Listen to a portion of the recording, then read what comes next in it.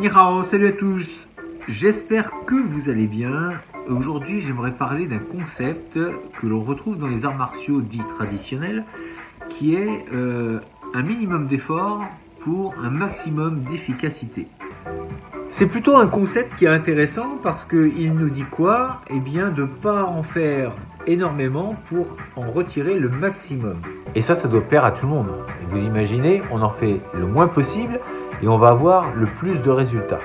Moi, ce concept, il me va bien. On peut d'ailleurs en tirer une analogie avec le minimalisme. Moins on possède et plus, en fait, on est libre. Et quand on est libre, on avance beaucoup plus vite parce qu'on a moins de contraintes et du coup, on peut aller beaucoup plus loin, on s'embête moins, ne serait-ce que par exemple, prenez un voyage. Si vous vous encombrez énormément de bagages, vous irez beaucoup moins loin, ça sera compliqué, il faut enregistrer les bagages. Une fois arrivé, il faut aller les rechercher, bref, pas mal de complications. Imaginez maintenant que vous n'ayez qu'un petit sac avec vous et avec ça, vous vous débrouillez.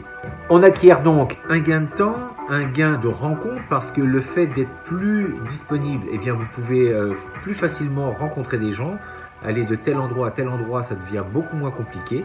Donc votre vie est facilitée. Et en fait, ça répond un petit peu à ce concept. Un minimum d'effort pour un maximum d'efficacité, en tout cas pour un maximum de disponibilité. Certains vont même traduire cette phrase par un moindre effort pour un rendement double. Alors le sens caché, c'est pas qu'il ne faut rien faire du tout, bien évidemment, mais en tout cas, c'est de faire les choses intelligemment, d'avoir ce côté efficient des choses. Même chose quand vous vous entraînez. Eh bien, on a tendance à croire qu'il faut forcément s'éreinter pour acquérir des connaissances, mais pas forcément. Si on acquiert ces connaissances, c'est aussi parce qu'on a su disposer de notre temps, on a su faire les choses intelligemment et prendre aussi du repos. J'en parlais dans une autre vidéo, l'acquisition de Tao, de formes variées et diverses, c'est intéressant, mais c'est pas forcément ça qui va nous faire progresser énormément.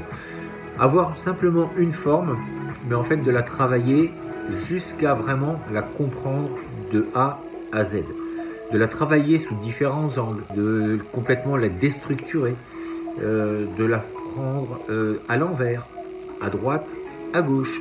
Bref, il y a énormément de travail que l'on peut faire de cette forme et voici quelque chose qui va nous apporter énormément de résultats complètement différents. Et puis pour ce qui est du minimalisme, eh bien c'est vrai qu'on a tendance, encore une fois, à cause de ces sociétés dites de consommation, on veut emmagasiner, donc ça va se retrouver aussi dans la pratique, on veut énormément de Tao, on veut beaucoup voir de choses nouvelles, et en fait on ne se focalise pas suffisamment sur ce que l'on a déjà. Et puis surtout de focaliser sur ce qui est important et pas superflu. Et comme vous l'aurez noté, nous allons passer une nouvelle année, encore une fois, 2020 arrive, 2019 c'est déjà passé, et bien peut-être qu'il est temps de prendre de nouvelles résolutions, mais en tout cas des résolutions qui nous changent vraiment et surtout qui durent. Donc là ici, essayons de prendre une seule résolution, une résolution qui va nous aider dans notre vie à nous bouger, à faire de grandes choses. Simplement une chose, un minimum d'effort pour un maximum d'efficacité. Je compte sur vous pour prendre les choses en main et faire de grandes choses dans votre vie. Vous en êtes tous capables. Je vous dis à très bientôt pour une prochaine vidéo. D'ici là, restez forts, restez beaux et surtout, restez bienveillants. Ça tienne.